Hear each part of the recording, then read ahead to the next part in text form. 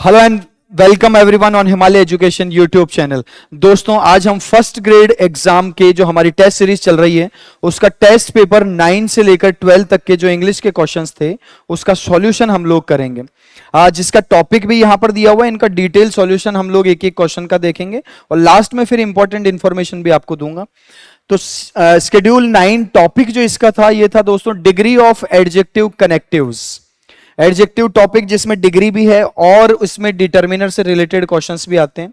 इसका पहला क्वेश्चन आप लोगों की स्क्रीन पर ये रहा, choose the correct sentence in superlative degree.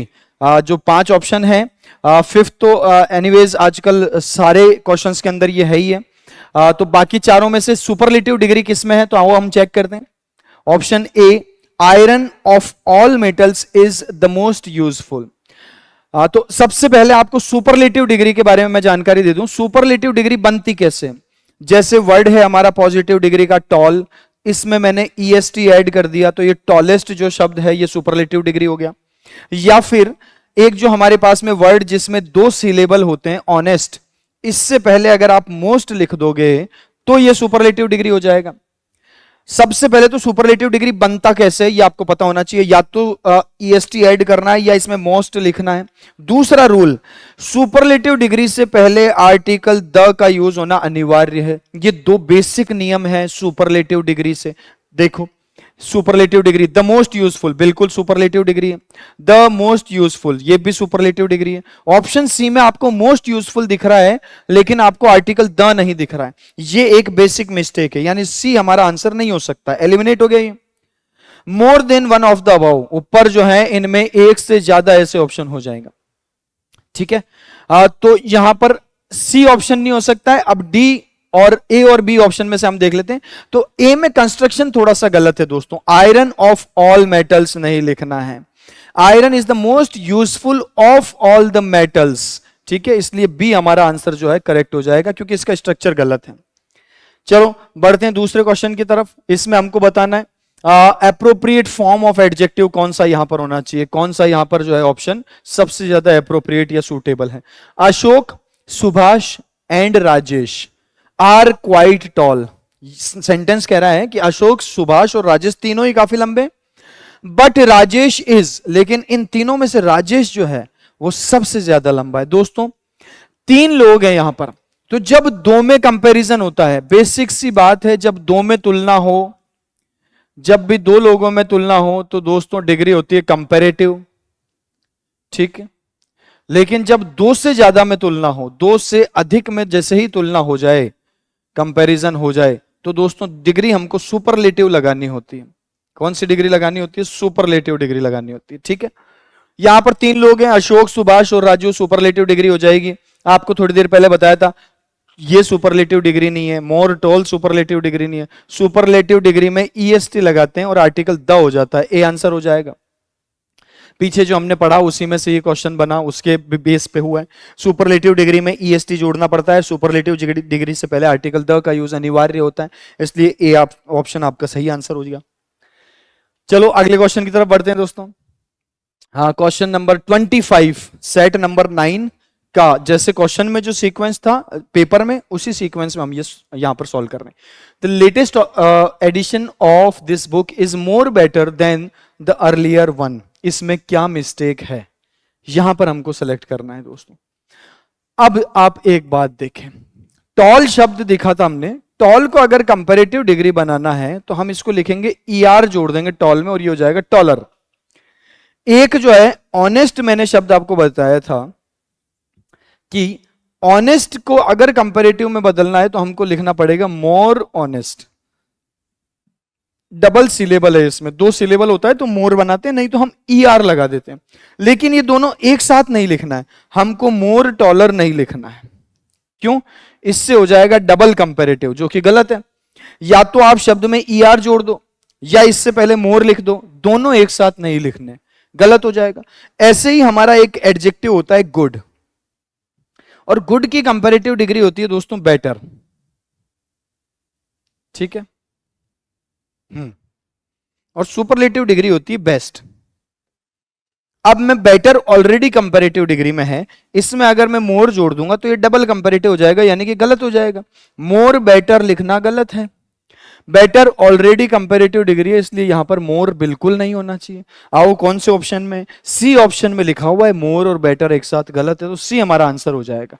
इसमें हमको सेलेक्ट करना है कि कौन से पार्ट में गलती है, तो ये मोर और बेटर दोनों गलत है, ये सी पार्ट में है, तो सी हमारा आंसर है कि सी पार्ट में एरर आ रही है यहां पर। ठीक है, चलो बहुत बढ़िया। नेक्स्ट क्वेश्चन, यहां पर हमको जो डिटर्मिनर है बेसिकली उसका यूज करना है। कौन सा डिटर्मिनर होना चाहिए? We have milk, we can't make a tea, cake, sorry. इधर देखेंगे भैया, कुछ डिटर्मिनर जैसे फ्यू, अ फ्यू और द फ्यू, ये जो तीनों डिटर्मिनर हैं, या इसके अलावा और भी बहुत सारे डिटर्मिनर जैसे many, various, several, certain, number of, a good number of, इन सब के बाद में प्लूरल नाउन का यूज होता है, प्लूरल नाउन का यूज होता है।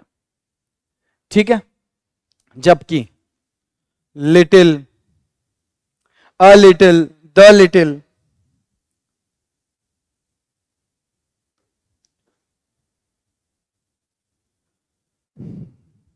Little, a little, the little, इन सब के बाद में दोस्तों अनकाउंटेबल नाउन होता है। जैसे हमारे पास में ये सम लिखा हुआ है, सम के बाद में भी दोस्तों या तो होना चाहिए प्लूरल काउंटेबल नाउन और या होना चाहिए अनकाउंटेबल नाउन। ठीक है, दोनों चलते हैं। ऐसा ही शब्द है a lot of, a lot of के बाद में भी आप दोनों नाउन यूज कर सकते हैं, प्लूरल काउंटेबल नाउन भी यूज कर सकते हैं और अनकाउंटेबल नाउन का भी यूज कर सकते हैं, इसमें कोई टेंशन वाली बात नहीं। लेकिन सेंटेंस का मीनिंग क्या है? देखो, लिटिल जो होता है ना, लिटिल का मतलब होता है ना के बराबर, मात्रा में बहुत कम। अ लिटिल का मतलब होता है कम लेकिन पर्याप्त, और द लिटिल का मतलब होता है सारा। तो लिटिल के बारे में बात सुनो। लिटिल सबसे पहली बात तो नेगेटिव सेंस देता है। जब भी हमारे पास कोई चीज ना के बराबर हो, क्वांटिटी इतनी कम हो कि काम ही नहीं चल पाए, तो उसके लिए हमको लिटिल का यूज करना होता है। अब यहां पर सेंटेंस कह रहा है हमारे पास इतना कम मिल्क है कि हम केक नहीं बना सकते। Can't make, negative sense they रहा है ये सेंटेंस। कांट का मतलब है नेगेटिव सेंस है कि हम केक नहीं बना सकते क्योंकि पर्याप्त नहीं है, नेगेटिव सेंस। और नेगेटिव सेंस से इसलिए उत्तर हो जाएगा दोस्तों बी, लिटिल आपका सही आंसर हो जाएगा। We have little milk, little यानी थोड़ा, अपर्याप्त, मात्रा में कम। ठीक है, बात बिल्कुल क्लियर हो गई होगी आपको। आंसर यहां पर बी आ जाता है हमारा। Next question, mister Ram Kumawat teachers very well. Ram Kumawat ji अच्छा पढ़ाते हैं। एंड फिलर फिर स्टूडेंट्स लिखा हुआ है लाइक हिम। बहुत बढ़िया प्रश्न है। यहां पर चारों में से कौन सा डिटर्मिनर आएगा? तो मैं यहां पर सारे ऑप्शंस को अच्छे से इलेबोरेट कर देता हूं आपके सामने। Each, every, either, neither, one और नन। दोस्तों इन सब के बाद में सिंगुलर काउंटेबल नाउन होता है, पक्का है ये। कैसा नाउन होगा? Singular countable noun. जबकि many, various, several, certain, few, a few, the few, सारे डिटर्मिनर क्लियर कर रहा हूं मैं यहां पर।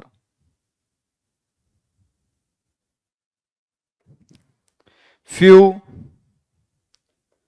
अ फ्यू, द फ्यू, इन सब के बाद दोस्तों अनकाउंटेबल, सॉरी, इन सब के बाद में प्लूरल नाउन होता है। कैसा नाउन होता है? प्लूरल। बस आपको सबको पता होना चाहिए कि डिटर्मिनर के बाद में किस टाइप का नाउन आएगा, उसके बाद ये बिल्कुल इजी है। यहां देख लो स्टूडेंट्स लिखा हुआ है, सब जानते हैं स्टूडेंट्स मतलब प्लूरल नाउन। स्टूडेंट्स मतलब प्लूरल नाउन। ईच के बाद अनकाउंट सिंगुलर काउंटेबल होता है, ये दोनों कट गए। मच के बाद अनकाउंटेबल होता है, ये दोनों कट गए, तो ये भी कट गया। हमारा ऑप्शन हो गया answer A, many students like him. ठीक है, लाइक यहां पर हमारी वर्ब है, स्टूडेंट्स यहां पर नाउन है, और स्टूडेंट्स प्लूरल है, इसलिए मैनी आएगा। क्योंकि मच के बाद होता है अनकाउंटेबल नाउन, यानी कि वाटर। जैसे आप देख रहे हैं ना, मच वाटर, तो वाटर अनकाउंटेबल नाउन है, यानी वाटर को गिन नहीं सकते, हम नहीं गिन सकते, 1 पानी, 2 पानी, 5 पानी, जिनको नहीं गिन सकते उनको कहते हैं अनकाउंटेबल नाउन। और अनकाउंटेबल नाउन के लिए मच का यूज होता है। बिल्कुल स्पष्ट है, चारों ऑप्शन मैंने क्लियर कर दिए यहां पर, ग्रामर सबकी समझा दी, आपको इजीली ये सब समझ में आ सकता है। ऐसे क्वेश्चन एग्जाम में आपको बहुत आसानी से आपका क्वेश्चन सही हो जाएगा। अगला जो स्केड्यूल 10, इसके अंदर टॉपिक था हमारा एंटोनिम और सिनोनिम्स। एंटोनिम सिनोनिम्स के क्वेश्चन कर लेंगे हम। Question number 15, the correct antonym of enigmas. ये थोड़ी सी स्पेलिंग मिस्टेक है दोस्तों, यहां पर मैं सही लिख रहा हूं इसको, एनिग्मा। एनिग्मा का मतलब होता है गूढ़ या फिर कठिन, समझने में जो क्लियर ना हो, और क्लियर ना होने की वजह से समझ में ना आ रहा हो, गूढ़ इसको हिंदी में कहा जाता है, या समझने में कठिन। ठीक है, it is not easy to understand. जैसे एम्बिगुअस हो सकता है शब्द इसका सिनोनिम्स, तो इसका एनिग्मा का हमको क्या बताना है भैया, एंटोनिम बताना है। एंटोनिम यानी कि अपोजिट बताना है, तो अपोजिट हो जाएगा क्लैरिटी, डी ऑप्शन। क्लैरिटी का मतलब स्पष्ट, और एनिग्मा का मतलब अस्पष्ट, कठिन या गूढ़, जिसको समझ में ना आ रहा हो, अस्पष्ट उसको कहा जाता है। ठीक है, बाकी शब्द फ्राइटेंड मतलब डरा हुआ, एनर्जी, मिस्ट्री सब जानते हैं आप। क्लैरिटी इसका उत्तर हो जाएगा दोस्तों एंटोनिम। क्वेश्चन नंबर 16 में सिनोनिम बताना है आपको एडमोनिश को। वेरी वेरी इंपॉर्टेंट, हर एग्जाम में आया हुआ प्रश्न है, बहुत ज्यादा बार आता है एग्जाम में, इसको समझो। एडमोनिश का मतलब होता है दोस्तों डांटना। एडमोनिश का मतलब होता है डांटना। इसके सारे सिनोनिम्स आपको याद होने चाहिए, एग्जाम में पूछ सकते हैं। मैं लिख देता हूं यहां पर।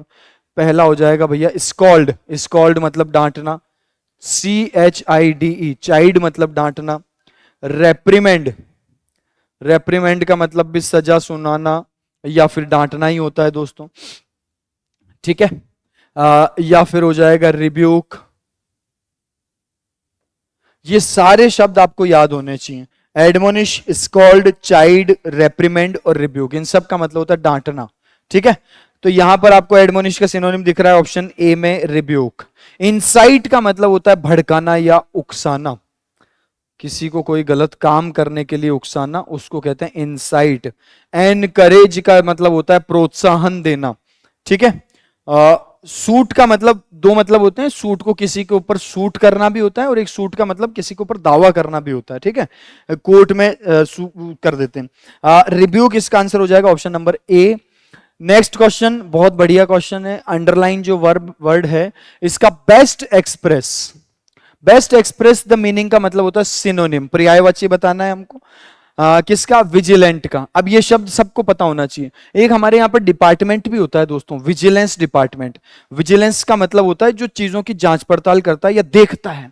विजिलेंट एक एडजेक्टिव है, इसका मतलब होता है वॉचफुल, यानी कि सतर्क रहने वाला, सतर्क, है ना, जो सभी चीजों को देख परख के काम करता हो उसको कहते हैं अपन विजिलेंट, यानी कि वॉचफुल। बी आंसर हो जाएगा भैया।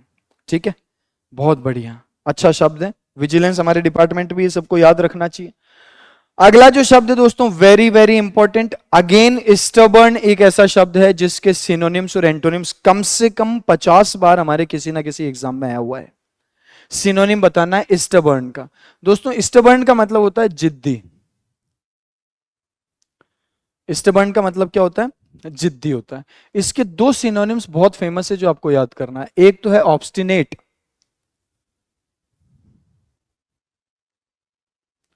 और एक है दोस्तों टेनाशियस।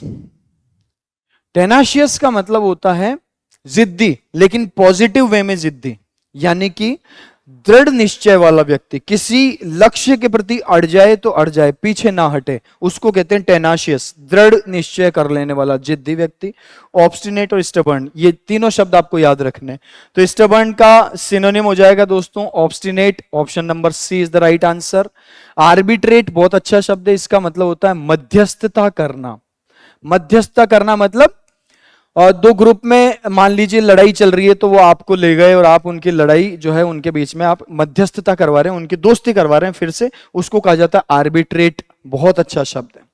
ठीक है, अगला जो शब्द है दोस्तों यह है एंटोनिम्स, और किसका एंटोनिम, अक्यूज का एंटोनिम बताना है आपको। अक्यूज का मतलब होता है दोस्तों दोषी या आरोपी। अक्यूज का मतलब होता है दोष, दोषारोपण करना, किसी को दोषी देना, और अक्यूज्ड का मतलब होता है दोषी। ठीक है, और इसके साथ एक और क्वेश्चन फ्री में बता रहा हूं, प्रीपोजिशन। अक्यूज के साथ प्रीपोजिशन ऑफ का यूज किया जाता है। ये एग्जाम में बहुत ज्यादा क्वेश्चन पूछते हैं। अक्यूज्ड ऑफ, अक्यूज ऑफ, किसी व्यक्ति पर कोई दोष लगाना, प्रीपोजिशन ऑफ आएगा। विंडिकेट का मतलब होता है भैया आजाद कर देना। ठीक है, हिंडर का मतलब होता है बाधा, बाधा डालना। अटैक का मतलब आक्रमण होता है, आप सब जानते हैं। और विंडिकेट का दोस्तों मतलब क्या होता है? विंडिकेट का मतलब होता है एब्सॉल्व ऑफ, यानी कि दोष मुक्त करना। तो अपोजिट बताना था। अक्यूज का मतलब होता है दोषारोपण, विंडिकेट का मतलब होता है दोष मुक्त। अगला है सब topic suffix prefix. Suffix prefix हमको बहुत इजी टॉपिक है। इसके क्वेश्चन आप आराम से कर सकते हैं, देख के भी कर सकते हैं, पढ़ के भी कर सकते हैं। Which of the following word does not have full as a suffix. इन चारों में से कौन सा ऐसा शब्द है जिसमें फुल नहीं लग सकता है? तो हार्म का शब्द है, हार्म में अगर फुल जोड़ दूंगा भैया ये हो जाएगा हार्मफुल। ठीक है, हार्मफुल आपने सबको पता है कि ये हानिकारक होता है। ठीक है, हैंड, हैंड में FUL जोड़ दोगे तो हैंडफुल हो जाएगा। हैंड मतलब हाथ, हैंडफुल मतलब मुट्ठी भर, मतलब जो कम होते हैं ना मुट्ठी भर लोग, उनको कह देते हैं अपन हैंडफुल। ठीक, हैंडफुल भी बिल्कुल सही शब्द है। हेट, हेट से बन जाएगा हेटफुल। हाई, और हाई से जो है दोस्तों फुल शब्द इसमें नहीं जोड़ सकते। अब मैं आपको एक बहुत बढ़िया बात बताता हूं जिससे आपको ये पता चल जाएगा। FUL प्रीफिक्स जो है, सफिक्स जो है FUL, ये किसी नाउन में जोड़ा जाता है। किसी भी नाउन में जब आप FUL जोड़ोगे तो ये एडजेक्टिव बन जाएगा भैया। जैसे ब्यूटी, ब्यूटी एक नाउन है, इसमें FUL जोड़ो, ब्यूटीफुल एडजेक्टिव बन जाएगा, है ना। तो ये आपको पता होना चाहिए वर्ड फॉर्मेशन कैसे बनते हैं शब्द। तो FUL जब भी देखो दोस्तों ध्यान रखना, FUL जुड़ता है केवल और केवल नाउन में, और FUL जुड़ने के बाद ये शब्द एडजेक्टिव बन जाएगा। जैसे हार्म एक नाउन है, FUL जोड़ोगे तो हार्मफुल एडजेक्टिव बन जाएगा। हैंड नाउन है, FUL जोड़ोगे हैंडफुल डिटर्मिनर बन जाएगा। हेट नाउन है, FUL जोड़ोगे हेटफुल एडजेक्टिव बन जाएगा। हाई ऑलरेडी एक एडजेक्टिव है, और एडजेक्टिव में FUL नहीं जोड़ा जा सकता है। हाई क्या होता है? किसी की विशेषता बताता है, एडजेक्टिव है। इसलिए दोस्तों हाई एडजेक्टिव है, इसमें FUL नहीं जोड़ सकते। डी आपका आंसर हो गया। बहुत बढ़िया, कंप्लीट मैंने आपको इसका एक्सप्लेनेशन बता दिया। आगे इन चीजों का ध्यान रखना। Choose from the options given below the word formed by prefix इम, है ना।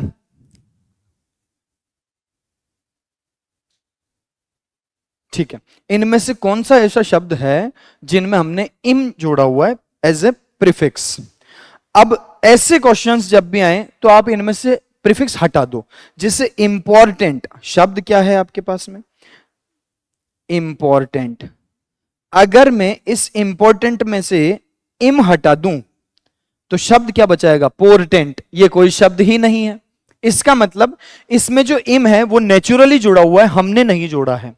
ठीक है, ऐसे ही आप इमेज, इसमें से इम हटा दो, शब्द रहेगा ही नहीं।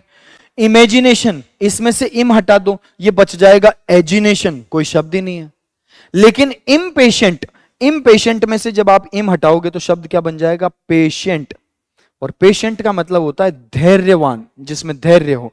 यानी शब्द था पेशेंट, धैर्यवान, इसमें मैंने इम जोड़ दिया, ये शब्द बन गया इसका अपोजिट, इम्पेशेंट। यानी कि ये एक ऐसा शब्द है जिसमें हमने प्रीफिक्स खुद जोड़ा है, नेचुरली नहीं जुड़ा हुआ है। इसलिए सी इज द राइट आंसर। बहुत बढ़िया दोस्तों, इस प्रकार के प्रश्न में आप जो प्रीफिक्स दे रखा है उसको हटा के देख सकते हो, आपको क्लियर हो जाएगा। ठीक है, चलो अगला क्वेश्चन। प्रीफिक्स लगाना है भैया कार्बोनेटेड में, तो भैया ये तो सीधा सा क्वेश्चन है। अगर किसी वर्ब को अपोजिट करना है तो डी लगाना होता है ना। ये हो जाएगा डी, बी उत्तर हो जाएगा भैया, डी कार्बोनेटेड हो जाएगा ये। ठीक है, चलो अगला। Which among the following suffixes is not suitable for the word prevent. Prevent में इनमें से कौन सा सफिक्स नहीं लगाया जा सकता है? प्रिवेंट वर्ब है, आईएनजी जुड़ सकता है, किसी भी वर्ब में आईएनजी जोड़ सकते हैं हम। वर्ब की first form plus ING continuous tense में यूज होती है, सब जानते हैं इसको, ये सही है। प्रिवेंटेबल, एक ऐसी बीमारी जिसको प्रिवेंट यानी जिसकी रोकथाम की जा सके। प्रिवेंटिव, ये भी बिल्कुल सही है साहब, प्रिवेंटिव हमारा एक डिपार्टमेंट भी होता है। ए है, प्रिवेंटियस कोई शब्द नहीं होता है भैया, इसमें ये शब्द सफिक्स जोड़ोगे ये कोई भी शब्द नहीं बन पाएगा प्रिवेंटियस, तो ए इज द राइट आंसर। अगला था भैया हमारा स्केड्यूल 12, जिसमें टॉपिक हमारा था वर्ड ऑफन कंफ्यूज्ड, जिससे आप कंफ्यूज हो जाएं ऐसे वर्ड्स हैं, तो इन शब्दों को हम देख लेते हैं इसके questions. Choose the word which with the correct spelling, है ना, इनमें से किस में स्पेलिंग ठीक है? तो भैया ये तो स्पेलिंग मिस्टेक का क्वेश्चन है, सीधा सीधा स्पेलिंग मिस्टेक, उत्तर हो जाएगा आपका डी, सेपरेट के स्पेलिंग, है ना, हम देख लेना, आप बहुत आसान है। अगला क्वेश्चन देखते हैं अपन, कंफ्यूजेबल वर्ड्स, ये बहुत अच्छा प्रश्न है। डोंट, फिर फिलर दे रखा है over the post, over the post नहीं, ओवर द पास्ट, इसको ठीक कर देते हैं। पास्ट यानी कि भूतकाल, पास्ट पर विलाप करने का कोई मतलब नहीं है। देखो वेल का मतलब होता है कुआं, VAIL, इस वेल का मतलब होता है रोना या विलाप करना। क्या मतलब होता है? रोना या विलाप करना। वेल VALE, इसका मतलब होता है घाटी, VAIL का मतलब होता है घूंघट, ठीक है। तो दोस्तों हम सेंटेंस में क्या कहना चाह रहे हैं कि भूतकाल के ऊपर विलाप करना या रोना कोई मतलब नहीं है इसका, तो विलाप करना अगर कहना है तो हमको ऑप्शन बी आंसर देना पड़ेगा, don't well over the past, ठीक है, बी आंसर हो जाएगा। ये मीनिंग से होते हैं, इसकी पूरी कंप्लीट शीट है, ज्यादा वर्ड्स नहीं है ये, 20 हमारे करीब 100 से 150 वर्ड्स आपको याद करने, उसमें ये टॉपिक आराम से हो जाता है। ठीक है, अब हमको एडोलसेंट यानी कि किशोर अवस्था, इसकी spelling C is the right answer, बाकी सब में एडोला ये नहीं होता है, ठीक है, हाँ एडोलसेंट होता है ये, ठीक है, ठीक। 9th question, the information was, फिर फिलर दे रखा है, so that he knew what exactly actually happened, ठीक है, सो दैट ही न्यू, ठीक है, इंफॉर्मेशन है, इनको एंश्योर्ड का मतलब होता है दोस्तों सुनिश्चित करना, ये भी बहुत अच्छा वर्ड फॉर्मेशन हुआ है, मैं अभी आपको बताता हूं ये वर्ड बना कैसे। श्योर एक एडजेक्टिव है, इस एडजेक्टिव में अगर en प्रीफिक्स जोड़ा तो वर्ब बन जाएगा, जैसे एबल, एबल में आप en जोड़ोगे तो ये वर्ब बन जाएगा en, इनेबल का मतलब होता है समर्थ बनाना, ऐसे ही श्योर का मतलब होता है निश्चित, और एंश्योर का मतलब होता है सुनिश्चित करना, ठीक है। सेंसर्ड, सेंसर्ड या सेंश्योर्ड, सेंसर्ड जो वर्ड है दोस्तों, सेंसर्ड का वर्ड का मतलब होता है किसी चीज को या किसी डॉक्यूमेंट को या किसी मूवी को, किसी पार्ट को हटा देना, जैसे मूवीज में आपको पता है एक सेंसर बोर्ड होता है, सेंसर बोर्ड मतलब जो उसमें कुछ भी आपत्तिजनक बात होती है तो उसको कट कर दिया जाता है, तो सेंसर का मतलब होता है टू कट, यानी किसी भी चीज को शॉर्ट कर देना या उसमें से आपत्तिजनक चीजों को हटा देना, किसी भी डॉक्यूमेंट का, to cut a part of something, a book, movie या किसी भी डॉक्यूमेंट के किसी एक पार्ट को हटा देना, ठीक है। सेंसर्ड शब्द गलत है, और जो सेंसर्ड शब्द होता है इसका मतलब होता है आलोचना करना या डांटना, आलोचना करना या डांटना, ठीक है। तो अब अपन इसका मीनिंग देख लेते हैं, जो इंफॉर्मेशन थी उसको कट कर दिया, so that he knew what exactly happen, ताकि उसको पता चले कि क्या एग्जैक्टली एक्चुअली हुआ था, तो सेंसर्ड, इसमें मीनिंग के आधार पे हमको ए आंसर सही लग रहा है, सेंसर का मतलब होता है काट देना, बाकी शब्द इंफॉर्मेशन को कैसे आलोचना कर सकते हैं, कैसे डांट सकते हैं, होगा ही नहीं। एंश्योर्ड का मतलब सुनिश्चित करना होता है, ये स्पेलिंग ही गलत है, तो सेंसर्ड का मतलब हो जाएगा to cut a part of a book, किसी भी बुक के एक पार्ट को कट कर देना। Next, there was a regular, फिर फिलर दे रखा है, between the merchants and the labours, merchants और लेबर्स के बीच में क्या था? फाइट, फाइट नहीं होती है दोस्तों, फाइट बेसिकली एक छोटा, बहुत ही छोटा स्वरूप है, इसका जो ब्रॉड प्रोस्पेक्ट में होता है वो होता है दोस्तों बैटल, बैटल मतलब होता है दो सेनाओं के बीच में, या एक शब्द है दोस्तों फ्यूड, फ्यूड हम कहते हैं जो फैमिलीज के बीच में जो जमीन का या कोई ऐसा विवाद जो बहुत सालों से चल रहा हो, डिस्प्यूट भी इसमें शब्द, और वॉर, वॉर का मतलब जिसमें आर्म्स हो, वॉर कभी भी आर्म्स से ही लड़ी जाती है, ठीक है, दो देशों के बीच में हो या बहुत सारे देशों के बीच में, उसको वॉर कहा जाता है ना। बैटल जो है इसमें सबसे उपयुक्त शब्द है। बैटल चल रहा है बिटवीन मर्चेंट्स एंड लेबरर्स। देखो दोस्तों, बैटल में सबसे पहले तो हमको शस्त्रों की जरूरत नहीं होती है ना। बैटल प्रतिस्पर्धा को भी कहा जाता है, सिंपल कॉन्टेस्ट को या प्रतिस्पर्धा को भी बैटल कहा जाता है, ठीक है। रॉयल बैटल, जो हमारे जो मैचेस होते हैं, क्रिकेट है दो देशों के बीच में, उसको भी बैटल कह सकते हैं हम लोग, है ना। Fierce battle between bowlers and batsman, तो बैट्समैन में और बॉलर के बीच में प्रतिस्पर्धा चल रही है, तो उस तरीके से हमने इस शब्द का यूज किया है।